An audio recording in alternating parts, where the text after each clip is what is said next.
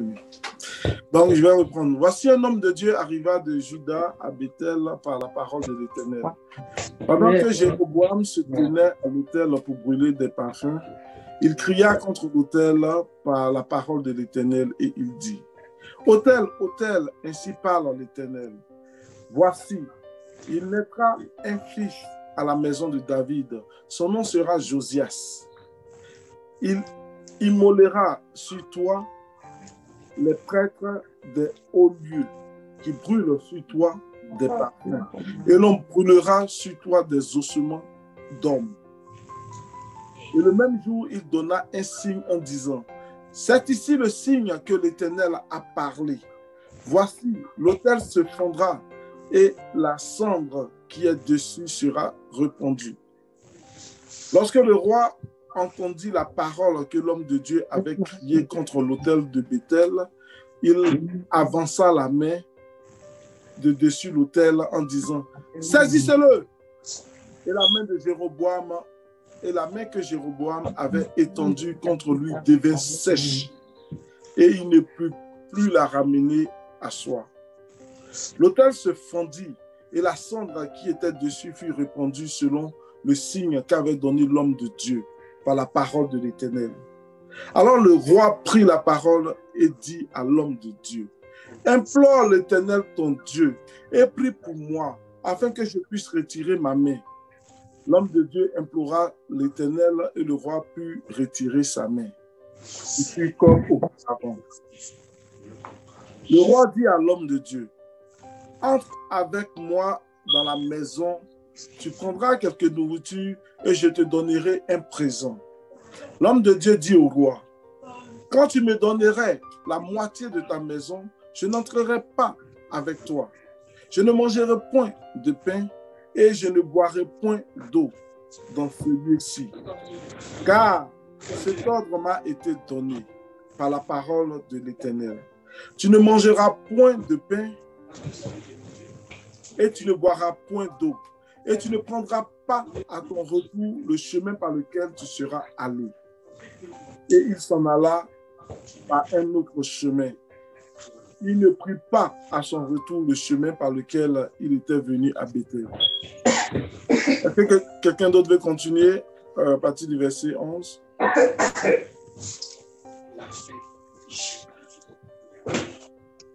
Est-ce que quelqu'un d'autre veut continuer? 1 Roi 13, verset 11.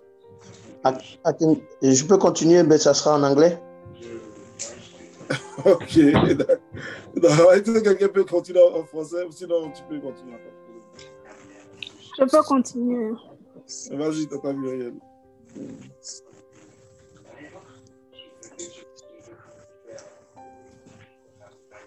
Un Roi 13, 11. Or, il y avait un vieux prophète qui demeurait à Bethel. Ses fils vinrent lui raconter toutes les choses que l'homme de Dieu avait faites à Bethel ce jour-là et les paroles qu'ils avaient dites au roi. Lorsqu'ils en eurent fait le récit à leur père, il leur dit, « Par quel chemin s'en est-il allé ?» Ses fils avaient vu par quel chemin s'en était allé l'homme de Dieu qui était venu de Juda. Et il dit à ses fils, « Scellez-moi l'âne. » Ils lui scellèrent l'âne et il monta dessus. Il alla après l'homme de Dieu et il le trouva assis sous un térébinthe. Il lui dit, « Es-tu l'homme de Dieu qui est venu de Juda ?» Il répondit, « Je le suis. » Alors il lui dit, « Viens avec moi à la maison et tu prendras quelque nourriture. » Mais il répondit, « Je ne puis ni retourner avec toi, ni entrer chez toi. Je ne mangerai point de pain, je ne boirai point d'eau avec toi en ce lieu-ci. Car il m'a été dit, par la parole de l'Éternel, tu n'y mangeras point de pain et tu n'y boiras point d'eau, et tu ne prendras pas à ton retour le chemin par lequel tu seras allé. » Et il lui dit, « Moi aussi je suis prophète comme toi. Et un ange m'a parlé de la part de l'Éternel. Il m'a dit, « Ramène-le avec toi dans ta maison et qu'il mange du pain et boive de l'eau. » Il lui mentait. L'homme de Dieu retourna avec lui et il mangea du pain et but de l'eau dans sa maison. Comme ils étaient assis à table, la parole de l'Éternel fut adressée au prophète qui l'avait ramené. Et il cria à l'homme de Dieu qui était venu de Juda. Ainsi parle l'Éternel, parce que tu as été rebelle à l'ordre de l'Éternel et que tu n'as pas observé le commandement que l'Éternel ton Dieu t'avait donné, parce que tu as retourné et que tu as mangé du pain et bu de l'eau dans le lieu dont il t'avait dit, tu n'y mangeras point de pain et tu n'y boiras point d'eau, ton cadavre n'entrera pas dans le sépulcre de tes pères. Et quand le prophète qui l'avait ramené eut mangé du pain et qu'il eut bu de l'eau, il sela l'âne pour lui. L'homme de Dieu s'en alla et il fut rencontré dans le chemin par un lion qui le tua. Son cadavre était étendu dans le chemin. L'âne resta près de lui et le lion se tint à côté du cadavre. Et voici, des gens qui passaient virent le cadavre étendu dans le chemin et le lion se tenant à côté du cadavre. Et ils en parlaient à leur arrivée dans la ville où il demeurait le vieux prophète. Lorsque le prophète qui avait ramené du chemin l'homme de Dieu lui apprit, il dit, « C'est l'homme de Dieu qui a été rebelle à l'ordre de l'Éternel. Et l'Éternel l'a livré au lion, qui l'a déchiré et l'a fait mourir, selon la parole que l'Éternel lui avait dite. » Puis, s'adressant à ses fils, il dit, « Scellez-moi l'âne. » Et ils le scellèrent. Et il partit. Il trouva le cadavre étendu dans le chemin, et l'âne et le lion qui se tenaient à côté du cadavre. Le lion n'avait pas dévoré le cadavre et n'avait pas déchiré l'âne. Le prophète releva le cadavre de l'homme de Dieu, le plaça sur l'âne et le ramena. Et le vieux prophète rentra dans la ville pour le pleurer et pour l'enterrer. Il mit son cadavre dans le sépulcre et l'on pleura sur lui en disant, « Hélas, mon frère. » Après l'avoir enterré, il dit à ses fils, « Quand je serai mort, vous m'enterrerez dans le sépulcre où est enterré l'homme de Dieu. Vous déposerez mes os à côté de ses os. Car elle s'accomplira, la parole qu'il a criée de la part de l'Éternel, contre l'autel de Béthel et contre toutes les maisons des hauts lieux qui sont dans les villes de Samarie. » Amen. Après cet événement... C'est bon, on va s'arrêter là. Amen. Amen, amen. Merci beaucoup de ton privilège. Merci. Donc, c'est vrai que la lecture était un peu longue, mais c'était important de pouvoir mettre les choses dans leur contexte et de pouvoir comprendre. C'est une histoire assez captivante, qui donne à réfléchir sur notre marche vraiment avec le Seigneur Jésus-Christ de Nazareth. Ici, nous avons Jéroboam, le fils de Nébat. Jéroboam, à la mort de Salomon, Rehoboam, son fils, a pris le pouvoir. Et parce que Salomon avait, à la fin de ses jours, avait désobéi à Dieu, il avait pris plusieurs femmes qui avaient détourné son cœur. Dieu avait décidé de partager, de lui prendre une partie du royaume. Et comme il avait promis à David, son père, que quelqu'un régnerait toujours sur son peuple, venant de la famille de David, donc il avait maintenu Rehoboam. Mais Dieu avait pris 10 tribus. 10 tribus. Il y avait 12 tribus au total. Dieu avait pris 10 tribus qu'il avait remis à Jéroboam. Il avait remis à Jéroboam 10 tribus d'Israël. Sauf qu'on adorait toujours Dieu à Jérusalem. On adorait toujours Dieu, si vous voulez, en Israël. Et Jéroboam, disons, a eu peur. Et ici, on prend le 1 roi 12. 1 roi 12, comment on appelle ça déjà? Qu'est-ce que Jéroboam dit ici dans 1 roi 12? Lorsque Jéroboam Alors le roi, bon, il a envoyé Joram et tout ça. Ensuite, il dit Roboam. Voilà. Donc, on comprend 1 roi 12 à partir du verset 26, même on peut dire verset 25. Jéroboam bâtit Sichem sur la montagne d'Éphraïm. Il demeura, puis il en sortit et bâtit Pénuel. Jéroboam dit en son cœur, le roi pourrait bien maintenant retourner, le royaume pourrait bien maintenant retourner à la maison de David. Si ce peuple monte à Jérusalem pour faire des sacrifices dans la maison de l'Éternel, le cœur de ce peuple retournera à son seigneur, à Roboam, roi de Juda, et ils me tueront et retourneront à Roboam, roi de Juda. Après s'être consulté, le roi fit 2 veaux d'or et il dit au peuple, assez longtemps vous êtes montés à Jérusalem, Israël. Voici ton Dieu qui t'a fait sortir du pays d'Égypte. Il plaça l'un des veaux à Bethel et il mit l'autre à Dan. Ce fut là une occasion de péché. Donc, qu'est-ce que Jéroboam... Pourtant, Jéroboam, Dieu l'avait choisi. Dieu lui avait dit, voici, je te donne les 10 tribus d'Israël. Compte tenu du fait que j'ai rejeté Salomon et j'ai donné seulement 2 tribus à Roboam, son fils. Mais voilà ce raisonnement-là qui entre dans le cœur de Jéroboam. Il s'est dit en son cœur, le royaume pourrait retourner de l'autre côté. Et souvent, lorsque nous sommes enfants de Dieu, nous devons faire confiance en Dieu. C'est Dieu qui a regardé et il a enlevé 10 tribus pour te donner.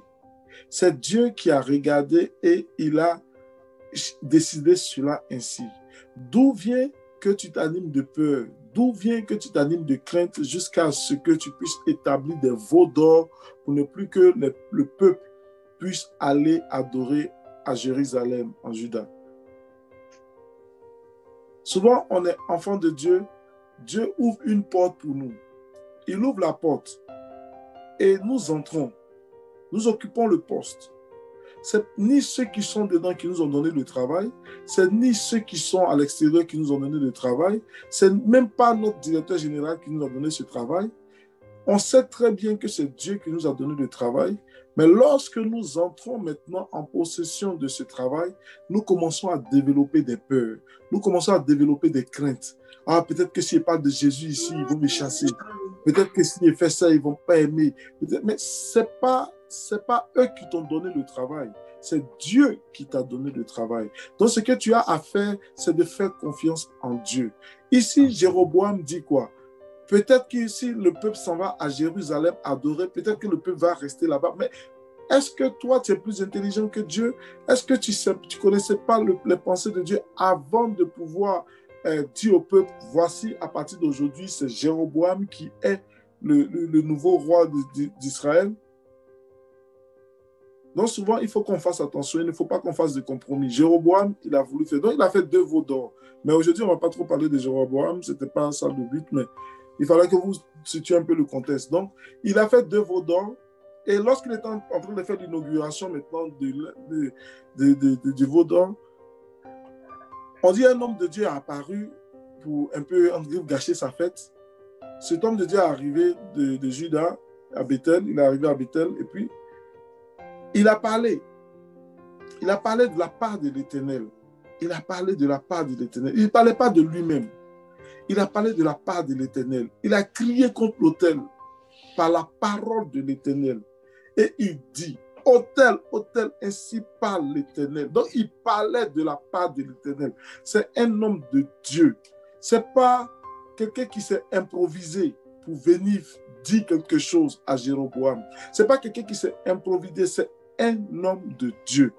Dieu lui a donné un message qu'il devait venir délivrer. C'est un messager, c'est un prophète que Dieu a envoyé pour parler, pour prophétiser sur l'autel que Jéroboam est en train de faire. Il dit, voici, il naîtra un fils à la maison de David, son nom sera Josias. Il nomme même la personne qui va venir accomplir la prophétie. Parce que ces faux prophètes qui offrait des sacrifices sur l'autel d'or, qui adorait les veaux d'or. La parole de Dieu déclare que Josias va venir, il va les immoler, il va les tuer eux-mêmes sur ces mêmes autels-là. Il va les brûler. Et ce qu'il a dit n'était pas faux, c'est exactement ce qui allait se passer à la suite. Quand on va lire la suite, un de ces quatre, c'est exactement ce qui va se passer. Josias va venir, il va faire ce que l'homme de Dieu a dit. Mais l'homme de Dieu, la parole de Dieu le définit ici comme un jeune prophète.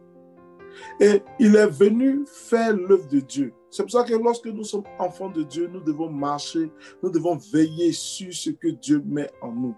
Nous devons faire attention à ce que Dieu nous dit. Nous avons reçu une instruction de la part du Seigneur. Et cette instruction que nous avons reçue de la part du Seigneur, il faut que nous nous tenions à l'intérieur. Ça, c'est très important. Il faut que nous nous tenions dans le canevas de ce que Dieu nous a appelés à faire. Jean-Baptiste n'a fait aucun miracle, mais Jésus a défini Jean-Baptiste comme le plus grand des prophètes. Parce que lui, il est venu préparer le chemin de l'Éternel. Dieu t'a dit quelque chose, il t'a donné une instruction, il te met dans une position, il veut que tu agisses selon ce que lui, Dieu, il t'a dit. C'est très important. Cet homme, il avait été envoyé pour parler à l'autel, et il a parlé à l'autel. Lorsque le roi a entendu la parole que l'homme de Dieu avait crié contre l'autel de Béthel, il a passé la main de dessus l'autel en disant « Saisissez-le » Parce que aller faire l'œuvre de Dieu, ce n'est pas exempt de danger, ce n'est pas exempt de risque. Il faut que nous sachions ça. Dire des paroles que Dieu dit aux gens, ce n'est pas exempt de risque. Le prophète, il est venu prophétiser contre l'autel que le roi est en train d'inaugurer. Il est en train de prophétiser, dire quelque chose de contraire à ce que le roi voulait entendre. Donc du coup, la colère du roi s'enflamme et le roi dit, saisissez-le, saisissez-le. Et la parole de Dieu déclare, et la main de Jéroboam, que Jéroboam avait tendue contre lui, devint sèche. Et il ne peut plus la ramener. Lorsque tu es enfant de Dieu et que tu pars en mission pour Dieu, rassure-toi, le Seigneur est avec toi. Aucun roi, aucune autorité, aucun, comme on peut les appeler, ne peut t'atteindre parce que celui qui t'a envoyé, il est avec toi. Il combat pour toi, il te protège. C'est pour ça que quand le Seigneur dit, allez partout prêcher la bonne nouvelle, annoncez-leur ma parole, ce n'est pas qu'on sera exempt de problèmes, non. Mais en même temps, lui, il veille sur nous, il nous garde, il nous protège. C'est pour ça que lorsque des gens veulent s'attaquer aux serviteurs de Dieu, malheureusement, ils payent des grands prix. Lorsque des gens veulent s'attaquer aux hommes de Dieu, ils ont des problèmes. Lorsque les gens veulent s'attaquer soit Dieu les a appelés, soit Dieu ne les a pas appelés. Mais si Dieu l'a appelé et que tu te mets à le combattre, tu vas avoir des problèmes. Et des problèmes quasiment inutiles parce que tu aurais pu les éviter. Ici, le roi s'est levé contre le messager. Arrêtez-le! Et Dieu a intervenu automatiquement. Sa main a séché. Sa main est devenue sèche. C'est Dieu seul qui fait des choses comme ça. Sa main est devenue sèche automatiquement. Il ne peut pas la ramener à soi. Craignons la parole de Dieu. Craignons la parole de Dieu. Dieu tient notre souffle de vie entre ses mains. Lui encore, Dieu lui a fait grâce pour juste sécher sa main après ce qu'il avait fait. Vous dites que Dieu... Et qu'est-ce qu'il dit ensuite? L'autel se fondit, la cendre qui était dessus se répandit, tout ça. Mais après, c'est encore. Alors le roi prit la parole et dit à l'homme de Dieu, implore l'Éternel ton Dieu et prie pour moi afin que je puisse retirer ma main. Implore l'Éternel ton Dieu afin que je puisse retirer ma main. Vous voyez un peu. Le roi qui était prêt à saisir l'homme de Dieu, c'est le même roi qui implore pour que on puisse prier Dieu pour que sa main puisse devenir normale. Enfants de Dieu, ne craignons pas. N'ayons pas peur. Celui qui est avec nous, il est plus fort que celui qui est dans le monde.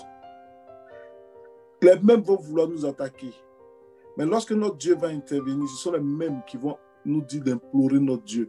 Parce que ce qui est en train de l'arriver est grave. N'ayons pas peur. N'ayons pas peur. Le roi dit à l'homme de Dieu, prie. Prie pour moi. Prie pour moi. Et l'homme de Dieu a prié. L'homme de Dieu a prié pour lui. L'homme de Dieu a imploré l'Éternel. Et l'Éternel a guéri Jéroboam. Est-ce que ce que Jéroboam était en train de faire était bon aux yeux de Dieu? Non. Non. Mais l'homme de Dieu a prié. Et Jéroboam a été guéri. Frères et sœurs, Dieu ne nous guérit pas parce que nous le méritons. Dieu ne nous sauve pas parce que nous le méritons. Dieu nous guérit parce que lui, il est amour.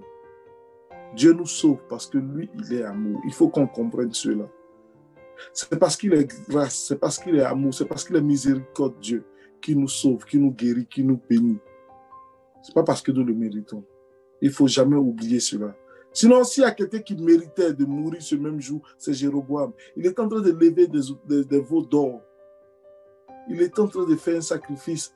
Il était en train d'amener le peuple à pécher contre Dieu. Donc Dieu aurait pu maintenir sa main, ça c'était dans la moindre des choses, mais ça dans le pire des cas, le tuer sur le coup, parce qu'il voulait s'en prendre à l'homme de Dieu. Dieu ne nous guérit pas, il ne nous sauve pas parce que nous le méritons, mais parce que lui, Dieu, il est amour.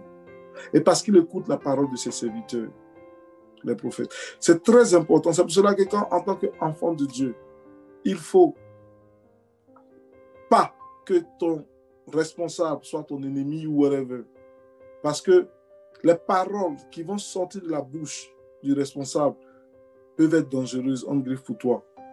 Ici, on se rend compte d'une chose, que le serviteur de Dieu a prié.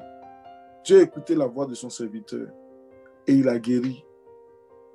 Il a guéri Jéroboam. Quand on prend le cas de, comment elle s'appelle déjà, la maman de Samuel, Anne. L'homme de Dieu a dit quoi? Que le Seigneur t'accorde ce que tu as demandé. Elle priait le Seigneur, elle pleurait devant Dieu. L'homme de Dieu a dit que le Seigneur t'accorde ce que tu as demandé. Elle est partie, elle a eu son enfant. Lorsqu'elle est revenue donner Samuel, elle n'a pas demandé un autre enfant. L'homme de Dieu a dit que le Seigneur remplace celui que tu as donné à l'Éternel. Elle a retourné, elle a allé avoir beaucoup d'enfants. C'est très important, très important. C'est pour ça que en tant qu'enfant de Dieu, en tant qu'homme de Dieu, lorsque nous prions, lorsque nous sommes convaincus que le Seigneur Jésus-Christ de Nazareth, il est avec nous et il nous soutient. Ici, il a protégé son serviteur parce que son serviteur avait respecté la parole. Et qu'est-ce qu'il a dit? On appelle le jeune prophète, pourquoi? Parce qu'il n'usait pas de sagesse véritablement.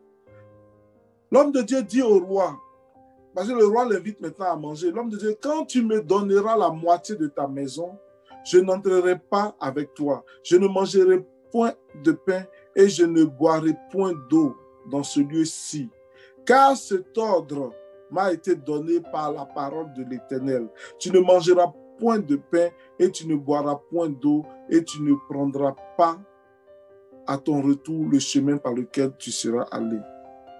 Vous savez, on est enfant de Dieu, on est serviteur de Dieu et c'est très important. Il y a des choses que Dieu te dit pour toi. Il y a des choses que Dieu te dit véritablement pour toi. Ici, le serviteur, il n'avait pas besoin de dire ça au roi, ce n'était pas ça le point. Il n'avait pas besoin d'étaler tout ce que Dieu lui a dit. Il est venu, il a fait la mission que Dieu lui a confiée. Le roi voulait l'attaquer, il a prié pour que la main du roi soit OK. Le roi l'invite, il lui dit non, je ne vais pas, c'est tout. C'est tout, ça s'arrêtait là. Ça s'arrêtait là. Il n'avait pas besoin de, oui, Dieu m'a dit ça, Dieu m'a dit ça, il m'a dit de ne pas faire ça, il m'a dit, c'est pas, le roi il n'en a que faire.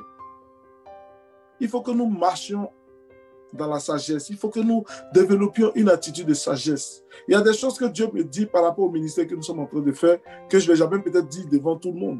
Parce que ça, c'est quelque chose qui met à mon cœur par rapport à ce que je suis en train de faire. Il dit, OK, voilà ce qu'il faut faire maintenant, là où vous êtes. Ensuite, quand viendront d'autres instructions, il va donner encore d'autres instructions. Voilà, après ces instructions, il va donner encore d'autres instructions. Et puis nous allons évoluer d'instruction en instruction de la part du Seigneur. Mais ce n'est pas tout qu'on va s'étaler pour dire, oui, voilà, moi ci, voilà, voilà. Non. Ici, il a usé un peu de manque de sagesse. Parce qu'il y avait les fils, de ce vieux prophète-là. Et c'est là qu'on va vraiment parler un peu du danger du ministère, de notre ministère ou du ministère des uns et des autres. On dit, oh, il y avait un vieux prophète qui demeurait à Bethel. Vous voyez, c'est à Bethel que ce prophète-là est venu parler contre l'autel. C'est à Bethel que ce prophète est venu parler contre l'autel. Mais on dit, oh, il y avait un vieux prophète qui demeurait où? À Bethel. Ça veut dire quoi? Ça veut simplement dire qu'il y a des hommes de Dieu, il y a des gens qui ont longtemps perdu leur appel. Ils ont longtemps perdu ce que Dieu avait mis en eux véritablement. Et ils font office encore de prophètes de la région. Ils font encore office d'hommes de Dieu dans le secteur. Mais dans le fond, ils n'ont plus cette capacité, ils n'ont plus cet appel-là sur eux. Ils n'ont plus, comment on appelle ça? Pas cet appel, mais je veux dire, ils n'ont plus cette âme-là en eux.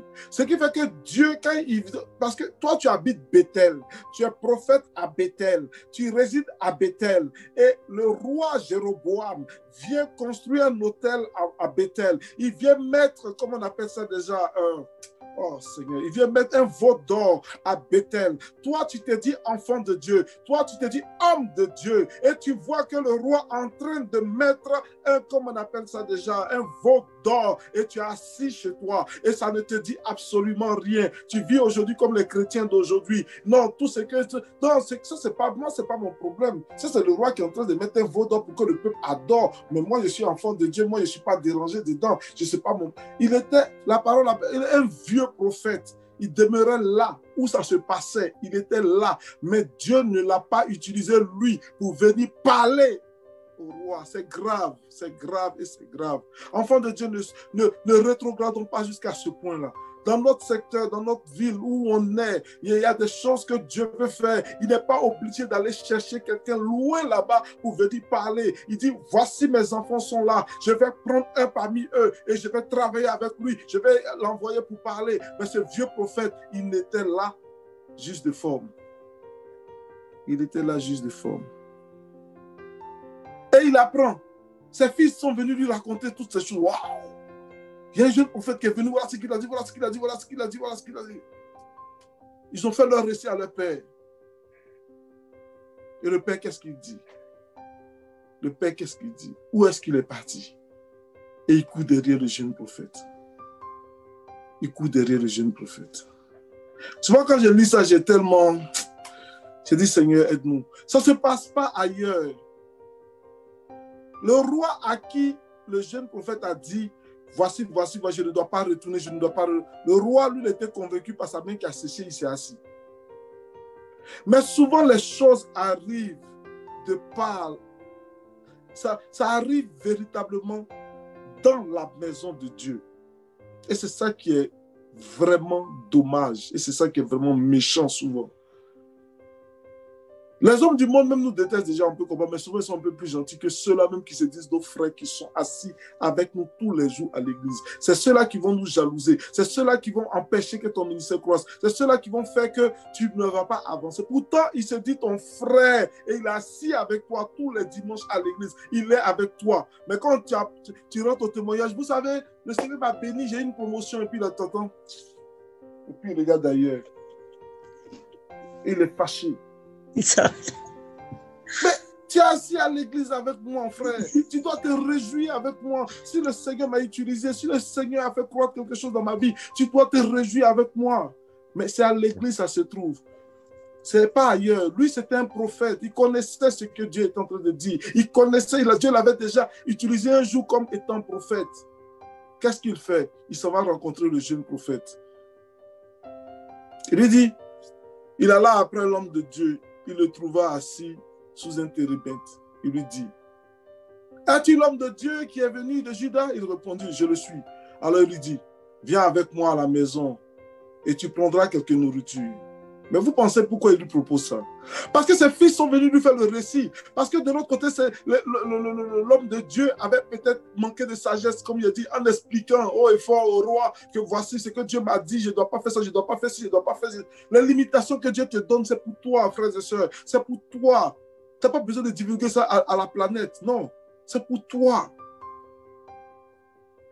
Il dit oui, il lui propose, oui, il dit, viens à la maison et tu prendras quelque nourriture. Mais il répondit, je ne puis ni retourner avec toi, ni entrer chez toi. je ne mangerai point de pain, je ne boirai point d'eau avec toi en ce lieu-ci. Car il m'a été dit par la parole de l'Éternel, tu n'y mangeras point de pain et tu n'y boiras point d'eau et tu ne prendras pas à ton retour le chemin par lequel tu seras allé. Vous savez, il y a l'instruction que Dieu nous donne. Il y a ce que Dieu te donne comme instruction. Et puis, il y a l'obéissance. Donc, ils m'ont dit, non, si elle respectait l'instruction, ça veut dire que j'ai obéi. Non. Non. Tu peux respecter l'instruction sans obéir. Parce que l'obéissance va au-delà du respect de l'instruction. Si ton père t'envoie, et mon papa il aimait faire ça souvent, il sait que le film va commencer à 20h30 par exemple. Et à 20h05, non, à 20h25, il te dit va acheter du pain. Qu'est-ce que tu fais? Ton film là doit commencer à 20h30. À 20h25, on te dit d'aller acheter du pain à la boutique ou bien chez le dépanneur. Est-ce que tu obéis ou bien est-ce que tu respectes l'instruction? Dans le fond, on ne faisait que respecter l'instruction, mais on n'obéissait pas. Parce que on savait que le laps de temps qui nous était imparti était court. Donc, tu prends l'argent dans la main de papa très rapidement et tu cours, tu vas à la boutique, tu achètes le pain et puis tu recours, tu reviens à la maison, tu lui donnes son pain. Est-ce que tu as respecté l'instruction? Il voulait avoir du pain, il a eu son pain. Mais l'obéissance va au-delà. L'obéissance va à j'aime celui qui m'a donné l'instruction. Je me conforme non seulement à ce qu'il a dit, mais en plus, si quelque chose d'autre vient même essayer de penser, même à côté, je vais faire parler avec la personne qui essaie de me détourner. Parce que moi, non seulement j'obéis à la personne qui m'a envoyé, mais je l'aime. Je l'aime. Donc, ce qui fait que comme je l'aime, l'instruction, c'est une chose, mais l'obéissance même au-delà. J'aime ces prescriptions. Vous savez, beaucoup de personnes vont dire, moi, chaque fois, je lis la parole de Dieu. On va dire, pourquoi? Il va te dire, non, parce que Dieu a dit de lire sa parole. Et d'autres vont dire, moi, je lis la parole de Dieu. Pourquoi? C'est vrai que j'obéis à ce que Dieu a dit. Mais en plus, j'aime lire la parole de Dieu. J'aime être dans sa présence. Ce qui fait que même si je n'ai pas eu cette instruction-là un jour, de lire la parole, je vais la lire. Ça me plaît de le faire. Je suis content quand je suis dans la présence de Dieu. Je suis dans la joie quand je suis dans la présence de Dieu. Je ne suis pas simplement en train d'obéir à des instructions. Fais ci, fais pas ça, fais ci, fais pas ça, fais ci, fais pas ça. Fais ci, fais pas faire ça, fais pas faire ça, faut pas. Et certains chrétiens sont comme ça. Ils vivent une vie chrétienne de je fais pas ça, je fais ci, je fais pas ça, je fais ci. Ils ne savent même pas pourquoi ils le font et ils ne prennent pas plaisir à obéir à Dieu. Ici, quand on regarde le jeune prophète, c'était ça. Il m'a dit de ne pas manger dans ce coin. Il m'a dit de ne pas boire de l'eau ici. Il m'a dit de ne pas prendre le chemin retour. Parce que si Dieu ne lui avait pas dit ça, il aurait fait ça. Ce qui fait que quand le vieux prophète vient lui dire, moi aussi je suis prophète comme toi. Et un ange m'a parlé de la part de l'Éternel. Il m'a dit, ramène-le avec toi dans ta maison et qu'il mange du pain et boive de l'eau. La Bible souligne ici, il lui mentait. Il lui mentait. Frères et sœurs, ce n'est pas toutes les prophéties qui sont véridiques. Ce n'est pas tout ce qu'on dit, quelqu'un, un prophète va te dire, ce n'est pas ça qui est tout en vrai. Il faut faire attention. On doit faire attention. On doit toujours comparer tout ce qu'on reçoit. On doit toujours comparer cela avec la parole de Dieu. Rien d'autre. Rien d'autre. Si quelqu'un t'a regardé dans les yeux et puis t'a dit, ma soeur, vraiment, Dieu me dit de te dire que tu vas, tout ça, ça c'est ok, ça c'est ce que lui t'a dit. Mais toi, tu dois te baser, tu dois retourner cela dans la parole de Dieu. Qu'est-ce que Dieu avait dit à ce jeune prophète? Qu'est-ce que Dieu lui avait dit? Est-ce qu'il a mis la parole de ce vieux prophète en face de la parole de Dieu? Qu'est-ce qui bouillait en son cœur? Ce qui était réellement en son cœur, c'était qu'il voulait rester dans cet endroit. C'était qu'il voulait manger dans cet endroit. C'était ce qu'il voulait boire dans cet endroit. Ce qui fait que lorsque l'autre vient le tromper, du coup, il le suit. Moi, je te dis, l'Éternel m'a dit. Et toi, tu me dis, un ange t'a dit. Déjà, il y a contradiction totale. L'ange qui t'a parlé, il vient de qui? Il vient de qui? Parce que moi, c'est l'Éternel, c'est la parole de Dieu qui m'instruit sur ce que je dois faire et sur ce que je suis en train de faire. Toi, tu me dis, c'est un ange de l'Éternel qui t'a parlé. Et si l'ange de l'Éternel t'a parlé pour me... Si Dieu m'a parlé pour me donner une instruction, frères et sœurs, il est capable de me parler pour me donner une instruction contraire. Alléluia. Je ne veux pas marcher avec l'humeur des gens. Je ne veux pas marcher avec le changement de « Oh oui, parce que lui, il est beau, parce que, oh oui, c'est presque bien. Hein? » Non, donc, parce que, non, ce n'est pas ça. Dieu t'a dit quoi? Qu'est-ce qu'il t'a dit? Qu'est-ce qu'il a mis dans ton cœur? S'il doit changer l'instruction, c'est lui qui est encore capable de te parler et de changer l'instruction. Ne nous laissons pas tromper par qui que ce soit. Ne nous laissons pas tromper par des faux prophètes. Ne nous laissons pas tromper par des hommes qui nous veulent nous attirer simplement dans leurs assiettes. C'est tout ce qu'ils veulent faire. Ils vont te dire des belles paroles, bien chic. Le jour où ils apprennent que tu as une augmentation de salaire, mais ce jour-là, vous allez voir les prophéties vont sortir. Frère, tu seras béni. Le Seigneur m'a dit que tu seras l'homme le plus béni. Il faut faire une offrande de 10 000 $. Tu seras l'homme le plus béni. Et puis du coup, les gens... Je suis allé dans une église où c'était comme ça. Je vois les gens sortir avec leur porte-monnaie quasiment. C'est comme... J'ai dit, mais attends, qu'est-ce qui se passe ici? Avant que ce gars ne dise ça, est-ce que Dieu ne te bénissait pas? Est-ce que Dieu ne te bénissait pas? Est-ce que tu es venu ici affamé? Tout l'argent que tu vas enlever dans ton portefeuille pour mettre dans la quête là, est-ce que c'est parce que c'est lui qui t'a donné ça? Il est en train de te dire quelque chose. Gloire à Dieu, Dieu va me bénir, il n'y a pas de problème avec ça.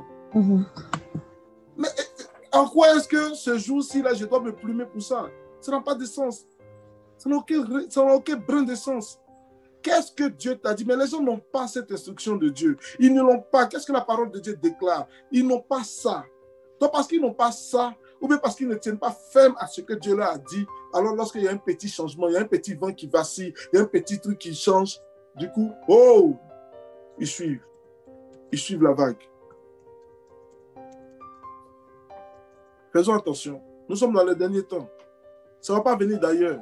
Le vieux prophète là, il n'était pas, on n'appelle pas un païen, on l'appelle vieux prophète. C'est un prophète. Ce n'est pas quelqu'un d'autre. Il est venu dire à son ami prophète comme lui, moi aussi je suis prophète comme toi. Et un ange m'a parlé de la part de l'Éternel. Il m'a dit, éprouvons les esprits, éprouvons les... Prenons le temps, on n'a pas besoin de courir, on n'a pas besoin de dire, oui, tel a dit ça. Non, tu as le temps de prier ton Dieu. Tu as le temps de chercher la face de Dieu. Ce que j'ai entendu là, est-ce que c'est de toi? Toi qui m'as dit de venir faire ça. Toi qui as prouvé que tu étais avec moi. Toi qui m'as dit de ne pas retourner sur le même chemin. Toi qui m'as dit de faire ci, de faire ça, de faire ça. Est-ce que toi aujourd'hui, Dieu, tu as changé ta parole? Est-ce que toi aujourd'hui, Dieu, tu as changé de face pour que tu puisses maintenant parler par quelqu'un d'autre à travers d'un ange? J'attends ta réponse, Seigneur. J'attends ta réponse. Ça me prend 1 jour, 2 jours, il n'y a pas de problème. Mon frère, ce que Dieu t'a dit, c'est bien. Mais moi, j'attends la réponse de Dieu. Parce que tu sais quoi, c'est lui qui m'avait parlé pour que je vienne faire ça. Depuis qu'il ne me parle plus. Quand est-ce qu'il a cessé de me donner des instructions? L'homme de Dieu retourna avec lui. Il mangea du pain et but de l'eau. Et comme ils étaient assis à table en train de manger, la parole de Dieu est sortie. Il cria à l'homme de Dieu qui avait venu de Juda. Ainsi parle l'Éternel, parce que tu as été rebelle à l'ordre de l'Éternel. Tu as été rebelle à l'ordre de l'Éternel et que tu n'as pas observé le commandement que l'Éternel, ton Dieu, t'avait donné. Parce que tu es retourné et que tu as mangé du pain et bu de l'eau dans le lieu dont il t'avait dit, tu n'y mangeras point de pain et tu n'y boiras point d'eau. Ton cadavre n'entrera pas dans le sépulcre de tes pères. Frères, sœurs, ce n'est pas de la blague. Ce n'est pas du jeu. Ne jouons pas avec l'ordre de l'Éternel. Ne jouons pas avec les instructions de Dieu. Ne nous laissons pas distraire. Ne nous laissons pas distraire. Si tu te laisses distraire, c'est toi que le lion va attaquer. Ce gars-là, c'est le lion qui l'a tué. Ne nous laissons pas distraire. On est dans les derniers temps. Nous tous, nous avons la possibilité d'entrer dans la parole de Dieu et de la lire. Ne nous laissons pas distraire. Les conséquences sont terribles. Et on est là. La parole de Dieu déclare que l'homme naît et il vit une seule fois. Après quoi vient le jugement. Il n'y a pas de brouillon. Il n'y a pas de je fais et puis après j'efface pour refaire. Ça n'existe pas. On vit une seule fois. C'est pour cela qu'il faut faire attention. Il ne faut pas se laisser dans toutes les choses qui... Ça peut paraître joli, ça peut paraître beau, ça peut paraître si. Mais la réalité est que ta vie, il dépend. Ta vie en dépend. Est-ce que toi, tu vas brader ta vie pour quelque chose de douteux? Tu vas brader ta vie pour quelque chose qui n'a pas d'importance? Est-ce que tu es prêt à brader ta vie pour... Je ne savais pas où de... Je n'étais pas sûr. S'il faut que j'attende 10 ans pour avoir l'instruction de Dieu, je vais attendre 10 ans, je vais attendre l'instruction de Dieu et puis je vais marcher. Au lieu d'aller me tâtonner, au lieu d'aller me balader dans des endroits où on va me dire du grand n'importe quoi. L'homme de Dieu a été trompé. Quoi qu'il avait entendu la parole de Dieu au début, il faut que nous fassions attention. Il faut vraiment que nous fassions attention. Et le lion, pour terminer, le dernier peu tard, mais c'est très très important. Et le lion l'a déchiqueté. Le lion l'a tué simplement. Le lion n'a pas déchiré. Le lion l'a simplement tué. Et le lion, vous voyez un peu, le lion n'a pas tué l'âme. Le lion n'a pas mangé le corps. Le lion était arrêté à côté. C'est symbolique. Dieu est en train de prouver par là qu'il est avec nous. Le monsieur, il a payé pour ce qu'il a, pour sa désobéissance à Dieu. Il a payé pour ce qu'il a fait. C'est pour cela qu'enfants de Dieu, nous devons être vigilants. Notre Dieu, il nous aime. Il nous aime et il veut qu'on obéisse à sa voix. Si dans notre cœur, nous-mêmes, nous sommes portés déjà à des choses matérielles, à des choses qui nous attirent, Satan va utiliser cela pour nous avoir. Il va utiliser cela pour nous avoir. Il va utiliser cela pour nous avoir. On a pris un petit temps de jeûne ce matin. J'étais là, il était midi, 13h. J'étais en train de donner à manger à mon fils Dani qui n'est pas parti à l'école. Et Satan m'a dit, mais tu peux manger puisque, dans le fond, tu es en train de faire un bon plat pour lui. Mais je ne jeûne pas parce que c'est une instruction simplement de Dieu, c'est parce que derrière, je sais ce que je suis en train de faire. Et peu importe l'ange qui va descendre du ciel, ou whatever, qui va venir me dire, Sylvain, fais telle chose, ça sera bon pour toi. Je lui dis, tu es un menteur, quitte, parce que je me suis donné un objectif derrière. Et celui pour qui je fais cela, je l'aime. Donc, je ne fais pas qu'obéir à des instructions, je ne fais pas qu'obéir à des préceptes, je ne fais pas qu'obéir à... Non, mais j'obéis et j'aime celui qui a donné l'instruction. Et s'il m'a parlé, il est capable de me reparler encore. Il est très important, frères et sœurs, pour ne pas être très long, il est très important de comprendre. 1. Ne pas faire comme Jéroboam. Si Dieu t'a appelé à quelque chose, peu importe ce que le monde peut te proposer, peu importe ce que tu peux vouloir craindre ou penser craindre, tiens ferme dans ce que Dieu t'a dit. Si Dieu t'a dit qu'il te donne 10 tribus et qu'il te donne 2 tribus, et même que le siège social de l'église est dans leur maison là-bas, tu n'as pas à avoir peur. Tu n'as pas à avoir peur.